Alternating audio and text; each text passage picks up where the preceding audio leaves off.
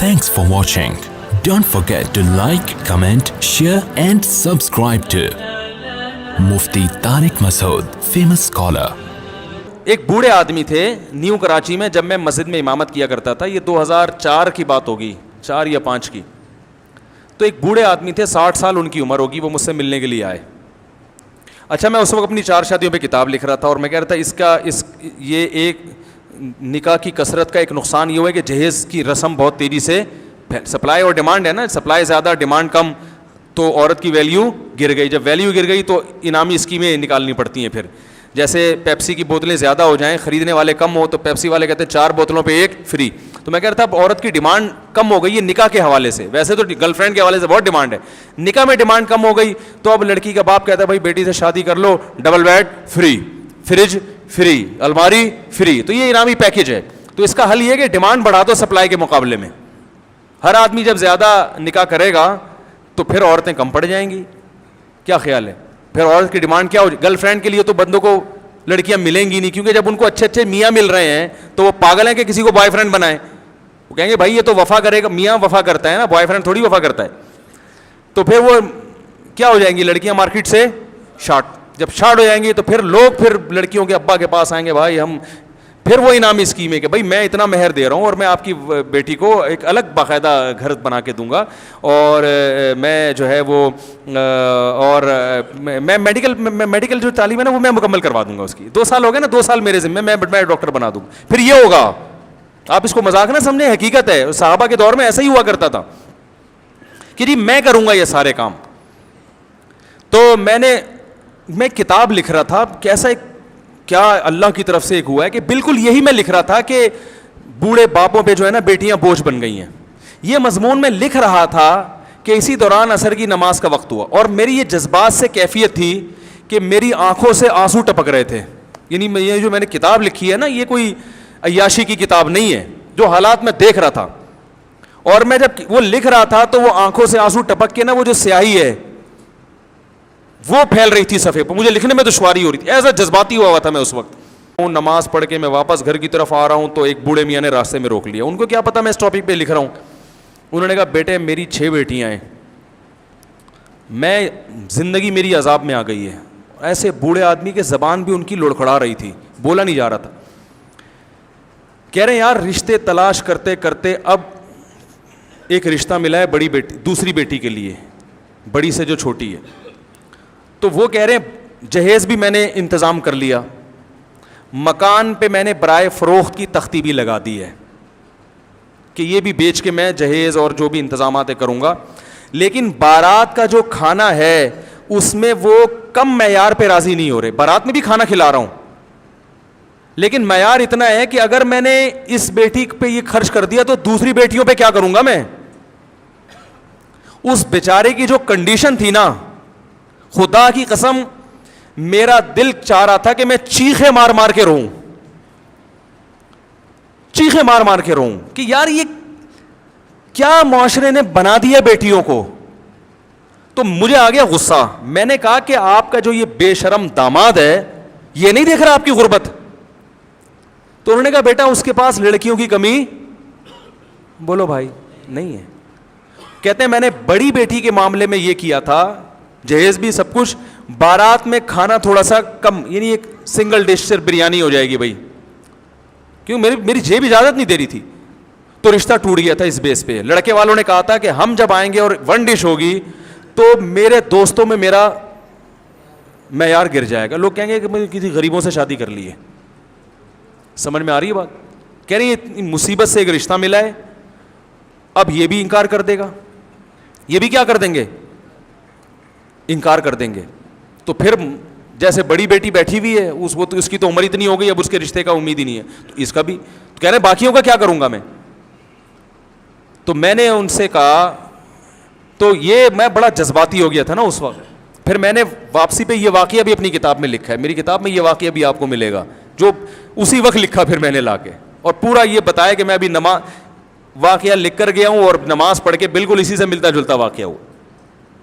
تو میں نے پھر ان کو کہا, میں نے پھر ان کو وہی, مجھے یہ میت والا واقعہ یاد آیا نا, میں نے کہا پھر آپ ایسا کریں بارات کا کھانا کھلائیں, کہیں سے انتظام کرتے ہیں, اللہ نے ہمیں توفیق دی, ہم بھی کچھ کریں گے, اور ویسے کرنا چاہیے, بہرحال مدد تو کرنی چاہیے. مسئلہ یہ ہے کہ وہ انکار کرے گا, رشتے کے مسائل بہت ہیں, لڑکی والوں کو یہ منہ میں ہڈی دینی پڑتی ہے, ورنہ وہ اس سے بھی جاتے ہیں نا, وہ گھر تو بسانا ہے اس نے. تو مجھے وہ کہنے لگے کہ کیا کروں, میں نے کہا پھر آپ ایسا کریں, میں ایک دم جذباتی ہو گیا, میں نے کہا آپ ایسا کریں رشتے کا انکار تو آپ نہ کریں, کیونکہ یہ جیسا بھی ہے نہ ہونے سے بہرحال بہتر ہے, ورنہ بیٹی کو کہاں لے کے جائیں گے, وہ تو پھر خراب ہو جائے گی معاملہ اس کا, اور آپ کی عمر 60-62 سال عمر ہے, تو اللہ نہ کرے کل موت واقع ہو جاتی ہے تو 6 بیٹیاں بیچاری کیا کریں گی. لبرل لوگوں کے پاس تو اس کا حل یہ کہ جاب کراؤ, ان کو پڑھاؤ لکھاؤ اور انڈیپینڈنٹ کر دو. یہ پاگل پنے والی باتیں ہیں, صحیح ہے نا, نیچر کا کوئی آلٹرنیٹ نہیں ہے. آپ جاب کر رہے ہو لیکن روٹی نہیں کھا پا رہے اس پیسوں سے, وہ جاب کسی کام کی ہے, کیونکہ روٹی آپ کی باڈی کی ریکوائرمنٹ ہے. تو اسی طرح میرے بھائی آپ کروڑ پتی بن جائیں, لڑکی کے پاس شوہر نہ ہو جو اس کی فزیکل ریکوائرمنٹ بھی ہے, اس کی مینٹلی بھی اس کو جو ہے وہ اس کو سپورٹ کرے گی, یہ چیزیں نہ ہو تو آپ کے پاس قارون کا خزانہ بھی ہو, وہ اس کا آلٹرنیٹ نہیں ہو سکتا. یہ بالکل ایسا ہی ہے جیسے آپ کے جاب کرو, پیسہ کماؤ, مگر روٹی نہ کھاؤ. وہ کہے گا پھر کس کام کی جاب جب مجھے میری بیسک ضرورتیں پوری کرنے کا موقع نہیں مل رہا, اس سے وہ میری پوری نہیں ہونی, تو میں نے اس جاب کا کرنا کیا ہے. میرے پاس کتنی خواتین ملاقات کے لیے آتی ہیں, ٹھیک ٹھاک پیسہ کما رہی ہیں, شادی نہ ہونے کی وجہ سے ڈپریشن میں چلی گئی. پیسہ بہت ہے, جاب کر رہی ہیں, وہ بھی انڈیپینڈنٹ ہیں, اور ایسی درجنوں خواتین ہیں جو جاب بالکل بھی نہیں کر رہی ہیں, ایک ڈھنگ کا میاں مل گیا, بہت ہنسی خوشی زندگی گزار رہی ہیں, آتا کخ بھی نہیں, نہ ایجوکیشن ہے ان کے پاس, نہ پیسہ ہے ان کے پاس, میاں اچھا مل گیا ان کو, اولاد ہو گئی, بہت عیاشی میں زندگی گزر رہی ہے ان کی. تو اس سے وہ لڑکی اچھی ہے کہ نہیں ہے, کہ جو کچھ بھی نہیں آتا تھا اس کو میاں اچھا مل گیا. تو اس لیے عورت کی پہلی ضرورت ہے اس کے لیے اچھے میوں کا انتظام کرو, صحیح ہے نا, باقی چیزیں بعد میں ہیں. تو خیر جلدی سے بات مکمل کر کے بیان ختم کرتا ہوں. تو میں نے پھر بوڑھے بزرگ سے کہا, میں نے کہا دیکھیں آپ ایسا کریں, پھر مجھے یہ میت والا واقعہ یاد آ گیا, میں نے کہا آپ انتظام کریں, آپ ایک بہترین سا جتنی ڈشیں وہ کہہ رہے کم وقت منوس معذرت اتنی ڈشیں آپ بنوائیں, اور آپ یہ کریں کہ اول تو بارات اسلام میں ہے ہی نہیں نا, بارات کا کھانا ہی نہیں ہے. نبی صلی اللہ علیہ وسلم نے تو 4 بیٹیوں کی شادی کی, ایک کھجور کا دانہ بھی کسی کو نہیں کھلایا, اپنی جتنی شادیاں کی ہیں ولیمہ کیا ہے. تو اسلام میں شادی کا کھانا بھی کون کرتا ہے, لڑکا کرتا ہے, مرد کے ذمہ ہے, ولیمہ ہے, بارات کا لفظ ہی نہیں ہے اسلام میں, بلکہ نکاح کی محفل میں چند لوگ آ جائیں اور وہ نکاح کے بعد وہیں سے پتلی گلی سے نکل جائیں, اگلے دن سارے لڑکے کے گھر پہنچ جائیں, وہاں بارات لے کے جائیں, پوری 4 W11 لے کے جائیں آپ وہاں پہ. مرد کا ہے خرچہ, بیٹی پہ خرچہ نہیں ہے نا, باپ پہ خرچہ ہے. لیکن اب وہ نہیں کرتے تو رشتہ ٹوٹتا. پھر کہتے ہیں اگر اسی طرح چلی گئی تو ساری زندگی تانے دے کے مار دیں گے, تیرے باپ نے کھلایا کیا ہمیں. وہ پھر سسرال میں بچی پہ ظلم ہوتا ہے. تو میں نے کہا پھر آپ ایسا کریں, آپ تمبو شمبو کا انتظام کریں, اور پھر وہاں بہترین کھانا وانا پکوائیں, قرضے لے کے مکان بیچ کے, اور جب کھانا شروع ہونے والا ہو, صحیح ہے نا, جیسے ہی لوگوں کے منہ میں نوالا, اور آپ کے جو ہونے والا داماد ہے اس کے منہ میں جیسے ہی وہ لقمہ جانے لگے, آپ ایک دم کیا کریں, اسٹاپ, لوگوں تھوڑی دیر کے لیے رک جاؤ. لوگ بولیں گے کیا ہو گیا بھائی, مسئلہ کیا ہے, کوئی کھانے میں خدا نخواستہ زہر ملا دیا ہے, کیا ہو گیا ہے. تو آپ بتائیں بھائی مسئلہ یہ ہے کہ ہمارے نبی سے زیادہ سخی دنیا میں کوئی نہیں ہو سکتا. انہوں نے تو 4 بیٹیوں کی شادی کی, ایک کھجور کا دانہ بھی نہیں کھلایا. یہ تو ہندوؤں سے بارات کی رسم آئی ہے, ہم تو مسلمان ہیں. اب بتاؤ جس آدمی کے 6 بیٹیاں ہوں, وہ ایک بیٹی پہ 2.5-3 لاکھ کے کھانے کھلا کے تو پوری پراپرٹی تو گئی, اور ایک دن میں اڑا دی اس نے. مہمان آئے, بوٹیاں کھا کے چلے گئے, 1 ہفتے بعد ان کو یاد بھی نہیں رہتا کہ دعوت میں کس نے کیا کھلایا تھا. تو یہ جو بیڑا غرق کیا جا رہا ہے بوڑھے باپوں کا, بیٹیوں کے بے شرم داماد جو بیڑا غرق کر رہے ہیں, کیا یہ سمجھ میں آنے والی بات ہے؟ تو سب میں نے کہا جیسے ابراہیم علیہ السلام نے کہا تھا نا, انہوں نے پوچھا تھا کہ یہ ہمارے بتوں کا حشر نشر کس نے کیا, تو ابراہیم علیہ السلام نے فوراً کہہ دیا یہ بڑے والے نے کیا ہے. تو فوراً ان کے ایک دم ان کی جو کیفیت ہوئی, انہوں نے کہا یار ہم تو بڑی بیوقوف ہیں کہ ایسے کی عبادت کر رہے ہیں جو یہ بتا ہی نہیں سکتا کہ ہمیں مارا کس نے. ابراہیم علیہ السلام نے کہا ان سے پوچھ لو کس نے مارا ہے. تو ان کے دل میں آیا اُفِّل لکم, یعنی ان کے دل میں فوراً کیا آیا کہ قرآن کہتا ہے ان کے دل میں فوراً احساس ندامت ہوا کہ یار یہ تو یعنی ہم ایسوں کی عبادت کر رہے ہیں جو اپنے قاتل کا پتہ نہیں بتا سکتے کہ ہمیں کس نے مارا, کس نے ہمارے ساتھ یہ ظلم کیا, جو یہ نہیں کر سکتا ہماری مدد کہاں سے کرے گا. تو میں نے کہا جب آپ ان کو بولیں گے کہ بھائی یہ جو میں نے سارا انتظام کیا ہے قرضے لے لے کے کیا ہے, اور کل تمہارے بھی بیٹیاں ہوں گی, اور یہ اگر بچیوں کے باپوں پہ یہ تم ظلم کرو گے تو بتاؤ کیا یہ ظلم کی شریعت اجازت دیتی ہے؟ جس رسول کا تم کلمہ پڑھتے ہو انہوں نے اجازت دی ہے, یا یہ کوئی عقل میں آتا ہے؟ یہ غیرت کے خلاف ہے یا نہیں ہے؟ تو میں نے کہا ایک دم سب کے منہ سے نکلے گا یقیناً. پھر بولے چلے پھر بسم اللہ کریں کھائیں. انہوں نے کہا بیٹا یار کیسے مشورے دے رہے ہو. میں نے کہا اچھا چلو اتنی ہمت نہیں ہے تو ایک بورڈ لگا دیں, بارات کا کھانا جب کھلائیں نا تو ایک کیا لگا دیں, ایک بورڈ, اس پہ لکھ دیں کہ یہ کھانا اسلام میں نہیں ہے. علماء سے ہم نے سنا یہ غلط ہے اور یہ بچیوں کے باپوں پہ بوجھ ہے, تو میں تو مجبوری میں کھلا رہا ہوں اپنی بچی کے تحفظ کے لیے, مجبور ہوں کہ سسرال میں اس پہ ظلم نہ ہو, ورنہ یہ اسلام میں پسندیدہ نہیں ہے. اتنا بورڈ لگا دیں, کچھ تو تھوڑی سی تو شرم آئے گی کم وقت کو کھاتے ہوئے. ارے اتنے لاکھوں روپے خرچ کر رہے ہو تو اس کا اتنا معاوضہ تو لو کہ اس کو شرم تو آئے نا. تو انہوں نے یہ مجھ سے وعدہ کیا کہ میں کچھ تھوڑا بہت زیادہ تو کہہ رہے گاڑا نہیں کہ پھڈا نہ ہو جائے, تھوڑا سا لکھ کے انشاءاللہ لگاؤں گا. لیکن میں نے ایک دفعہ بیان میں پھڈا کروایا ہے. ایک دفعہ کہیں ہم بیٹھے ہوئے تھے, میں نے نکاح پڑھانا تو میں نے اسی وقت جہیز کے خلاف بیان شروع کر دیا, اور وہ دبا کے جہیز لے رہے تھے لڑکے والے. نکاح مجھ سے پڑھوانا تھا, ہم نے جہیز کے خلاف بول دیا. وہ لڑکے والے ایک ایک کر کے کھڑے ہو رہے ہیں, آپ کو ہم نے نکاح پڑھانے کے لیے بلایا ہے, تقریریں کرنے کے لیے نہیں بلایا. تو میں نے کہا یہ ان سے پوچھ لو, انہوں نے مجھے خود کہا تھا کہ تقریر بھی کرنی ہے. انہوں نے خود بولا. تو انہوں نے کہا پھر یہ کیسی باتیں کر رہے ہیں, آپ اپنا نکاح کے فضائل بیان کریں. میں نے کہا فضائل کی آپ کو ضرورت نہیں ہے, وہ پتہ ہے تبھی تو نکاح کیا ہے نا. اس طرح کی مجھے پوری ورڈنگ تو یاد نہیں ہے اپنی.